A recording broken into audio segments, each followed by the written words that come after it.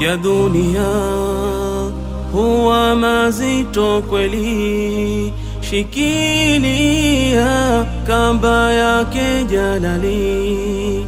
Ya dunia huwa mazito kweli, shikilia kamba yake jalali. Assalamu alaikum wa rahmatullahi wa barakatuh, mtazamaji wa kipindi cha Hidayah. Karibu katika halaka nyingine. Nipo na Sheikh Shamsu Ilmi tukizungumzia hidayah na suluk, na huu ni wakati mzuri katika halaka hii tutakapoelezea mapana ya suluk. Wengi sana wamekuwa wakisikia msamiati huu katika sehemu tofauti tofauti, suluk, lakini wamekuwa hasa hawafahamu maana halisi. Tutafahamu kwa sababu katika kipindi kilichotangulia tumezungumza maana ya hidayah na Sheikh amezungumza kwa ujumla, akaelezea aina zake kwa ujumla. Sasa hivi tutaenda moja kwa moja kwenye suluk ili kusudi tuweze kufahamu. Ni vizuri kwa Muislamu kuweza kuifahamu hii misamiati ili kusudi tunapokuwa tunaendelea katika masuala ya kuisoma dini yetu mtu asiwe anaachwa nyuma. Sheikh, karibu sana katika hii halaka nyingine, na moja kwa moja mimi nadhani twende katika suluk. Tunapokuwa tunasema suluk, maana yake hasa inakuwa nini? Bismillahirrahmanirrahim. Alhamdulillah rabbil alamin, wassalatu wassalam ala rasulillah sallallahu alayhi wasallam, amma ba'd. Na tunashukuru sana kuwepo katika kipindi kingine cha Hidayah, na leo tukizungumzia swala zima linalohusiana na suluk. Suluk ni neno la Kiarabu ambalo limetokana na njia. Sema salaka yasluk suluk. Salaka maana yake amepita katika njia. Kwa hiyo tunapozungumzia suluk tunazungumzia kwa maana pana, tunazungumzia mwenendo wa mtu. Na hata katika lugha ya Kiswahili wanasema mwenendo, maana yake jinsi anavyoenda, kama jinsi anavyotembea. Kwa maana nyingine ni kwamba anataamiliana vipi na watu. Kwa hiyo suluk kwa maana hiyo ina maana ya attitude, ina maana ya akhlaq, yani maadili ya mtu jinsi alivyo. Yote inabeba maana ya suluk. Na hili neno ni pana sana katika Uislamu. Bali mimi naweza nikasema Sheikh Isa ndio Uislamu wenyewe. Kabisa. Suluk ndio Uislamu. Uislamu wenyewe yani. Yaani wewe bila suluk huna Uislamu, Sheikh. Kivipi? Nitakuelezea. Kuna hadithi ya Mtume sallallahu alaihi wasallam maarufu, imepokewa na Umar ibn al-Khattab. Maarufu inaitwa hadith Jibril. Nafahamika hivyo na kila Muislamu lazima aelewe hii hadithi. Muhimu ni Uislamu wote upo katika hadithi. Anaelezea Umar ibn al-Khattab kwamba siku moja tumekaa na Mtume sallallahu alaihi wasallam, akatuijia mtu sawa, ambaye nguo zake ni shadid bayad thiyab, yani nguo zake ni nyeupe sawa, na nywele zake ni nyeusi. La yura alayhi atharu as-safar, yani haionekani kwamba ni msafiri. Unajua zamani watu wanasafiri katika Sahara na nini, kwa miguu, kwa wanyama, chafu, kanzu nyeusi, nywele vumbi, kama gari zinavyosafiri, kama katoka nyumbani kwake amekuja pale, lakini la yaarifu ahadu minna, yani hakuna mmoja yote anamjua yule mtu. Mji wa Madina, mji mdogo, wanajuana watu kabisa. Akaja moja kwa moja akaenda kwa Mtume sallallahu alaihi wasallam, akakaa akasogeza mpaka magoti yake, akagusana magoti ya Mtume sallallahu alaihi wasallam, mikono yake akakaa katika mapaja ya Mtume sallallahu alaihi wasallam. Sisi tunashangaa, Umar anasema tunamwangalia. Maana Mtume alikuwa ametulia, yani ile ni kama wanajuana. Naam. Ni kwanza kupay attention. Na ndio mwalimu anatakiwa afanye wanafunzi wake wa pay attention. Ni wasaili taalimu wanaita, ili mtu focus. Akamuuliza ya Muhammad, tena akamuita ya Muhammad, sio kumwambia ya nabii ya Rasulullah, ya Muhammad. Mal Islam. Unaona? Nini Uislamu? Mtume akataja nguzo 5 za Kiislamu. Islam, antashhadu an la ilaha illa Allah, tuqimu salat, tuuti zakat, sumu Ramadhan, tahujjul bait, man istata'a ilayhi sabila, qal sadaqta. Amesema kweli. Umar sasa tukashangaa, mtu anamuuliza Mtume sallallahu alaihi wasallam alafu anamsadikisha. Akamuuliza ma huwa al-iman, akamtajia nguzo 6 za imani. Kama huwa al-ihsan, sema anta'budu Allah ka'annaka tara fa in lam takun tarahu fa innahu yarak. Akamuuliza matasaa, hadithi ila akhir al-hadith. Lakini muhimu, baada ya kuuliza ile maswali akaondoka zake. Umar akashangaa, akanamuuliza ya Rasulullah, huyu nani? Akamwambia hadha Jibril jaa yuallimukum dinakum. Huyu ni Jibril amekuja kuwafundisheni dini yenu. Kwa dini imejengwa katika maratib 3: al-Islam, al-Iman, wal ihsan. Hii martaba al-Islam iko hapa, al-iman iko juu yake, al-ihsan iko juu, kama vile form 1, form 2, form 3. Sawa Kipi kiko juu sasa, al-ihsan au al-Islam? Form 3 lazima itakuwa ihsan. Kwa hiyo ihsan iko juu ya al-iman, iko juu ya al-Islam. Al-ihsan ndio suluk, al-ihsan ndio akhlaq Sheikh. Yani bila suluk, bila kuwa na akhlaq za Kiislamu, sawa, bado hujakuwa Muislamu. Arkanul Islam 5 kiachilia shahada, hizi 4 zilizobaki ni wasail inayokutengeneza wewe, kukutransform uweze kuwa na suluku za Kiislamu. Ndio maana Mwenyezi Mungu kwenye aya nyingine anasema hakika swala inakataza al-fahshai wal munkar. Swala inakataza al-fahsha wal munkar. Fahsha ni suluk, munkar ni suluk. Kinachokataza uchafu ni nini? Swala. Kinachokataza maovu ni swala. Kwa hiyo swala sio hadaf, sio lengo. Swala ni wasila, ni njia itakayokupeleka katika suluku zilizokuwa njema. Pima sasa swala, pima zaka, pima siyam, sawa. Katika mathalan siyam, Mtume sallallahu alayhi wasallam asemaje? Man lam yada qawla zuri wal amala bihi falaysa lillahi bihi haja an yatruka ta'amahu wa sharabahu. Asiacha maneno ya uzushi, ya uongo, maneno ya hovyo, sawa, na kuyatendea kazi. Mwenyezi Mungu hana haja yule mtu aache chakula chake na kinywaji chake, angekunywa na kula tu. Maana yake nini? Funga yako haina maana yote. Kwa hiyo siyam ni sio hadaf, ni wasila ya kukupeleka njia, ya kukupeleka ndio suluku, ya kukupeleka katika suluku zilizokuwa nzuri zaidi. Hali kadhalika haji, mtu atakwenda kuhiji, sawa, falam yarfuth, asifanye, aseme maneno ya hovyo, asitongoze, asifanye nini, kwa hiyo anarudi kama amezaliwa upya na mama yake.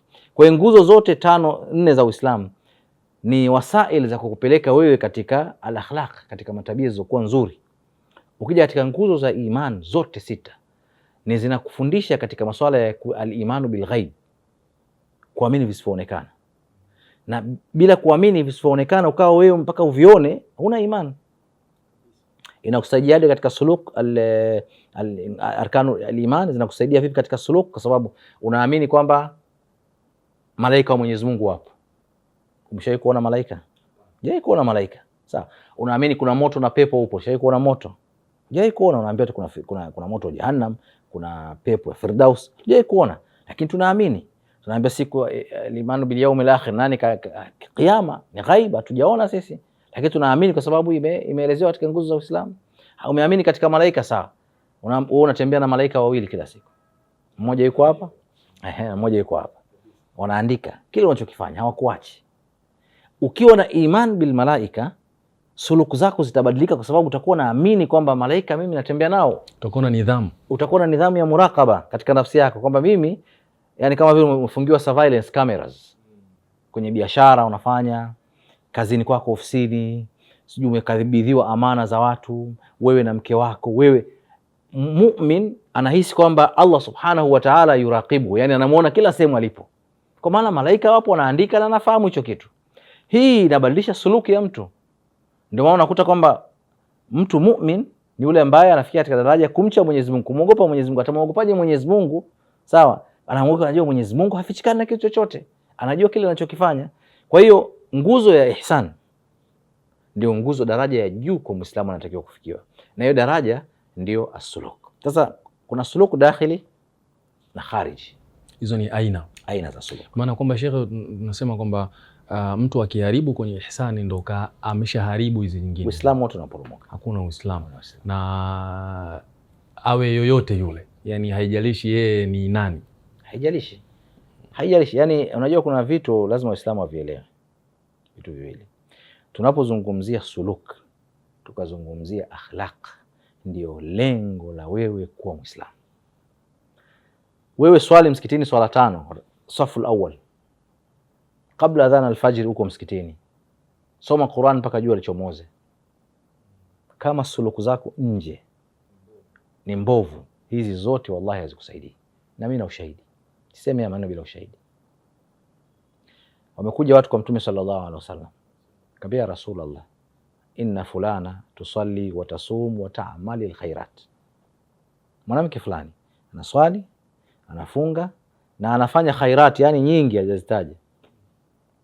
Walakinaha tuudhi jiranaha bilisaniha. Riwaya nyingine inasema fi lisaniha shay'un, yani katika ulimi wake kuna kitu ambacho sio kizuri. Mtume hakuhitaji kufikiria wala kuleta fiqhi almuwazanat kwamba ngoja nipime swala zake, tabia zake, inawezekana sababu gani? Anasema hiya fi nar, moja kwa moja hiya fi nar. Kwa nini unafikiri Sheikh Isa? Kwa sababu hapo kuna kama mambo ya kitabia kidogo yamekaa tofauti. Ibada zake hizi anazozifanya hazijamfikisha katika lengo la kuwa Muislamu. Uislamu ni suluku ya mtu Shekhe. Yani maana yake hizi njia anazozitumia hazijampeleka kwenye lengo. Hazijampeleka, bado yuko katika stage za chini, yani zile hazijamtransform, hazijambadilisha kuwa katika hali kama hiyo. Hii hadithi ni ushahidi wa kuonyesha uzito wa suluku tunaozungumzia sisi. Leo msikitini, leo Waislamu wametofautisha kati ya vitu viwili. Al-ibadat wal akhlaq. Mtu anatosheka yeye msikitini, mashallah, na kanzu yake sagea na ndevu na sijida kubwa na kanzu zingine fupi, sijui mtu wa sunna, sijui na nini. Sawa lakini wallahi hawezi kufanya tabassum fi wajhika yani.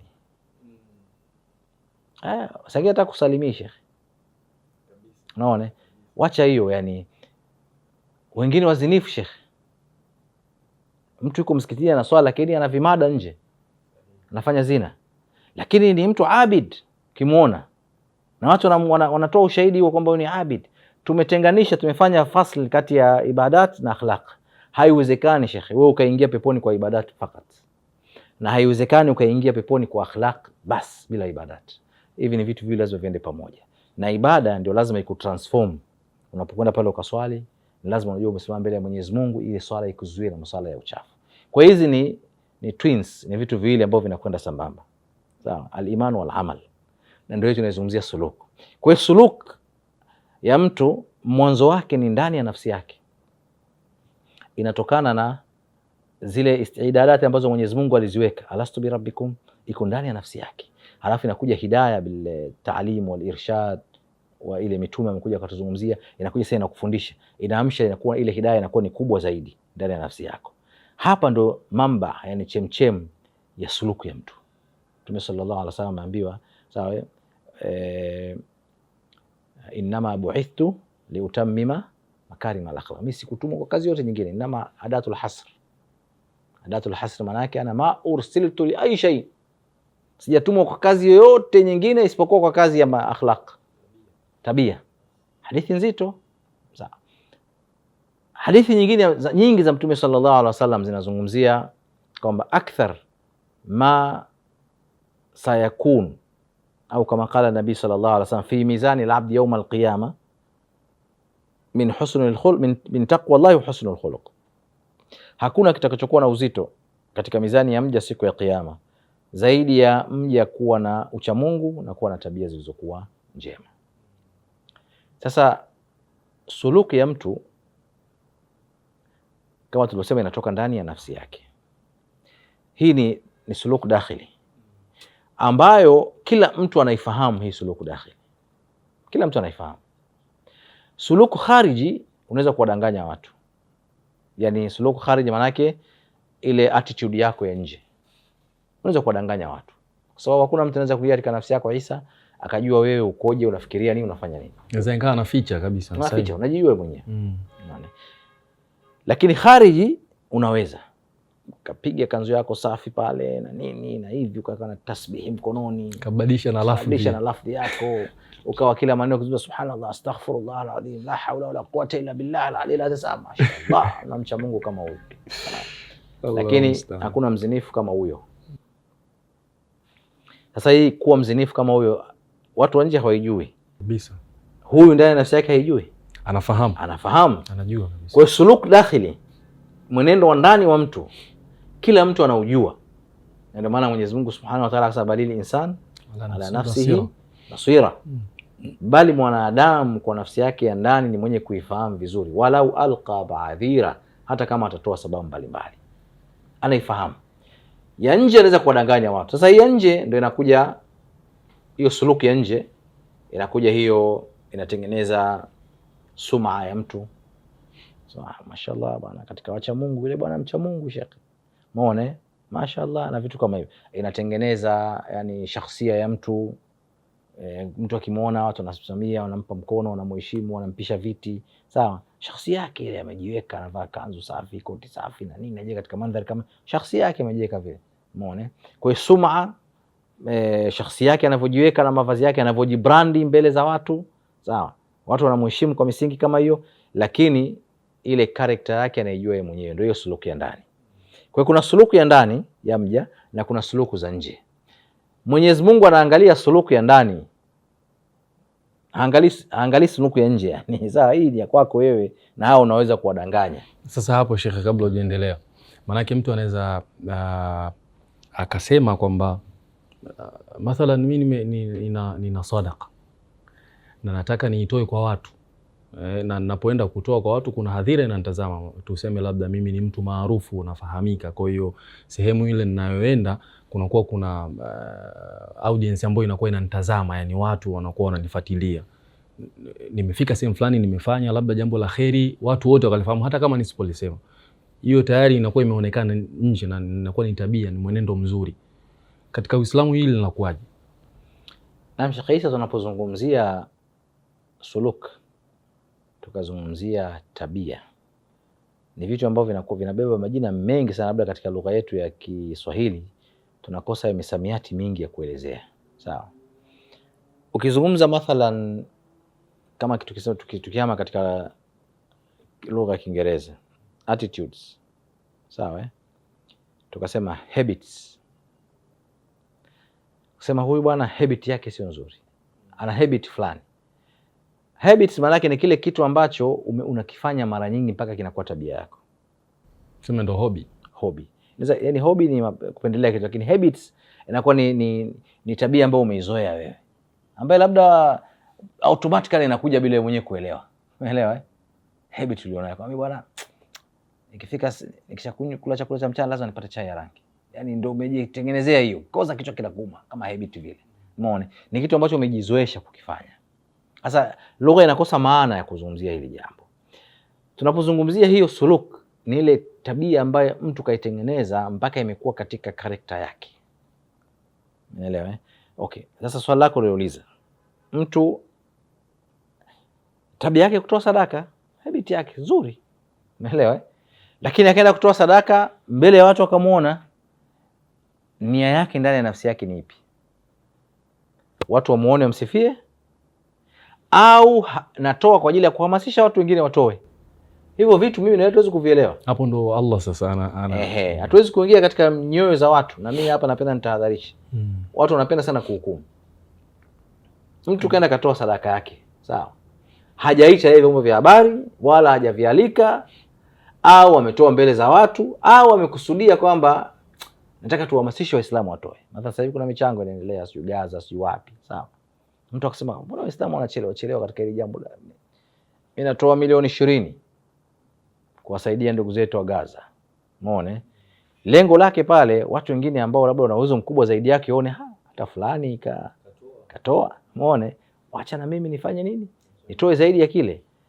Hatuwezi kumhukumu kwa nia ambayo sisi hatujaiona. Lakini kama habit yake ni kujionyesha, hii itadhihiri tu lazima. Itadhihiri lazima, kwa sababu itakuwa yani hawezi kufanya jambo la kheri mpaka vyombo vyote vya habari viwepo.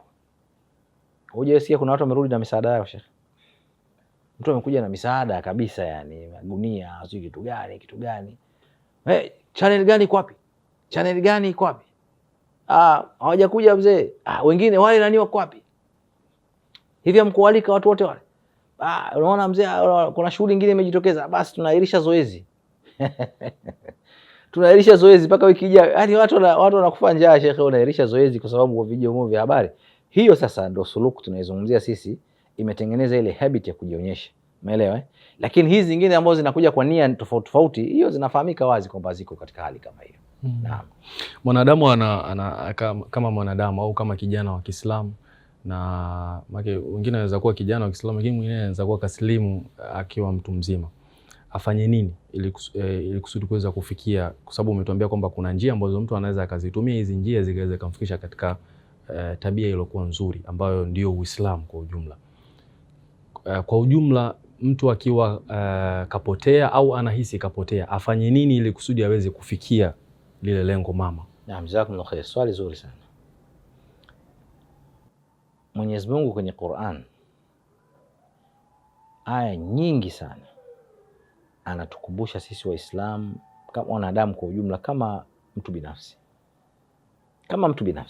yani kama anaongea na wewe, yani, kwa sababu anajua kwamba katika maumbile yako amekuwekea vitu ndani ya nafsi yako, zile zinaitwa yani, ndio hizo amekuprogram kuweza kupata huo uongofu na kutambua njia ya Mwenyezi Mungu kwa wepesi, lakini shetani ndio anachukua kazi kubwa kutupotosha. Kwa njia ya kwanza ambayo mwanadamu anatakiwa aitumie katika kurudi katika hidayah ya Mwenyezi Mungu Subhanahu wa Ta'ala, kwanza kabisa ni kuisikiliza dhamiri yake. Naam. Kiungo ambacho Mwenyezi Mungu amekiweka katika nafsi ya mwanadamu. Sababu mwanadamu vipindi vya virusi, lakini mwanadamu alivyoumbwa ameumbwa takriban na vitu kama 5. Sawa. Zile components zilizotengeneza mimi na wewe. Ya kwanza ambayo inaonekana kabisa ni body, mwili wetu. Ambao ndio wa kwanza kuoza. Unaona? Mwili wetu ndio unazeeka, ndio na hivi unabadilika na vitu, ndio mwili wetu. Ndio umeumbwa na hicho. Lakini cha pili ni roho. Hii roho imetoka kwa Allah Subhanahu wa Ta'ala, ameipulizia kwa mwanadamu. Roho hatuielewi wala tujapewa elimu kubwa kama Mwenyezi Mungu anasema ma utitu min al-ilmi illa qalila. Hamjapewa elimu isipokuwa kitu kidogo ya roho. Lakini roho ndio inaleta uhai kwa mwanadamu. Ya tatu ni moyo. Sawa. Moyo una kazi mbili, una moyo wa kupump damu, lakini una kazi ya kuleta mazingatio, na mpaka sasa hivi wanasayansi wanathibitisha kwamba ubongo, sawa, moyo unaosaidia sana ubongo katika kuelewa, katika maeneo ya fahamu. Kwa hiyo ya tatu ni moyo. Ya nne ni nafsi. Nafsi ambayo ipo ndani ya nafsi ya mtu, ambaye kwa mujibu wa Qur'ani imegawanyika katika maeneo matatu. Nafsi yenye kuamrisha maovu, al-amaratu bisu, nafsi al-lawama, nafsi yenye kulaumu, Mwenyezi Mungu ameyapia nafsi yenye kulaumu. Ya tatu ni nafsi al-mutmainna. Hizi ni aina tatu za nafsi. Zote hizi ni components ambazo zipo katika mwili wa mwanadamu. Nimesema 4 kama sikosei. Hiyo ya 5 sikumbuki vizuri. Ya 5 ni dhamir. Ndio lengo langu liko hapo. Dhamir, conscience inaitwa. Dhamir imewekwa katika mlango wa nafsi. Mwenyezi Mungu kaweka makusudi katika mlango wa nafsi. Sababu nafsi tumesema ziko za aina ngapi? 3. Inaamrisha maovu, iko katika surati Yusuf imetajwa. Yenye kujilaumu, nadhani surati Al-Qiyama imetajwa. Al-mutmainna nayo imetajwa katika Qur'an. Katika hizi aina 3 za nafsi, yenye kuamrisha maovu ni ile ambayo, na ndio nafsi ya mwanadamu mara nyingi inakuwa iko hivyo. Lakini lawama ni ile ambayo inaitambua dhamir. Ina maana wewe unapokuwa ile dhamiri ambacho ni component nyingine imewekwa katikati ya nafsi yako pale, ni ile ambayo inachuja sasa yale yote ambayo yanaamrishwa na nafsi ni yapi. Umeelewa? Ukifanya jambo baya, nafsi ikakuamrisha kufanya jambo baya, kama dhamira yako iko hai itakusuta, uwe Muislamu sio Muislamu. Umepita sehemu watu wanaoswali ukajikausha, lazima utakwambia Muislamu mimi. Au kufanya jambo baya ambalo kibinadamu linakubalika. Yaani wanadamu wote wanalikubali. Tukiachia swala wanatofautiana Waislamu na Wakristo na watu wengine. Sawa, anaweza Mkristo akapita watu Waislamu na swali isimuume yani. Umeelewa?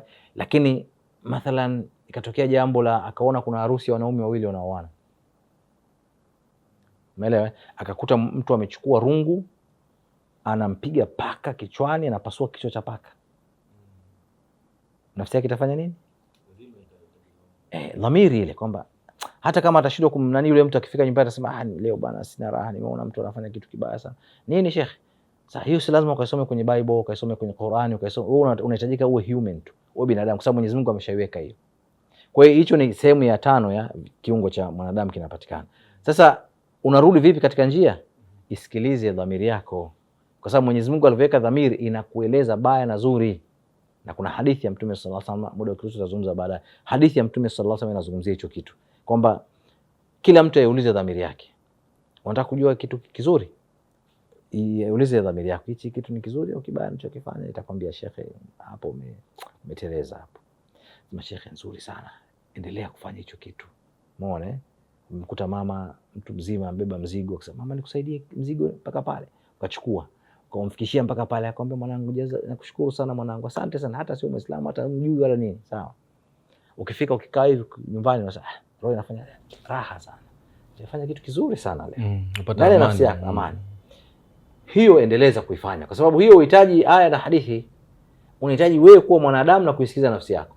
Lakini kuna kingine ambacho umekifanya, umemkanyaga mtu kwenye daladala, umemwahi mtu nafasi kwenye kiti, alikuwa anataka kukaa wewe pale ukawahi, sawa, baadaye unakaa sawa, lakini pale sijafanya vizuri pale, naona ilikuwa amewahi yeye, lakini ile dhamiri yako inakwambia. Sasa wewe ukisikiliza inakurudisha katika njia hii. Ni njia ya kwanza, njia ya kwanza, yani ule urudi katika haki ni kuisikiliza kwanza dhamira yako jinsi. Njia ya pili ni kujifunza kutoka kwa Mtume sallallahu alaihi wasallam, ndio njia ya mapokeo tuliyozungumza ya elimu. Sheikh, sasa ni kukatishe, nadhani inshallah Allah kitupa uhai, hiyo njia ya pili tutaifafanua zaidi katika halaka inayofuata. Mtazamaji wa Africa TV2, kipindi ni Hidayah. Jina langu ni Isa Ngochuke, nilikuwa na Sheikh Shamsi Ilmi akiwa anazungumzia masuala mazima ya hidayah na suluku. Endelea kuvitazama vipindi vyetu hivi vya hidayah kupitia channel yako bora kabisa ya Africa TV2 ili kusudi uweze kufaidika. Paka wakati mwingine, wassalamu alaikum wa rahmatullahi wa barakatuh.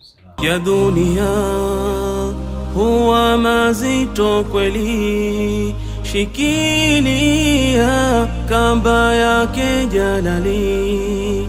Ya dunia huwa mazito kweli, shikilia kamba ya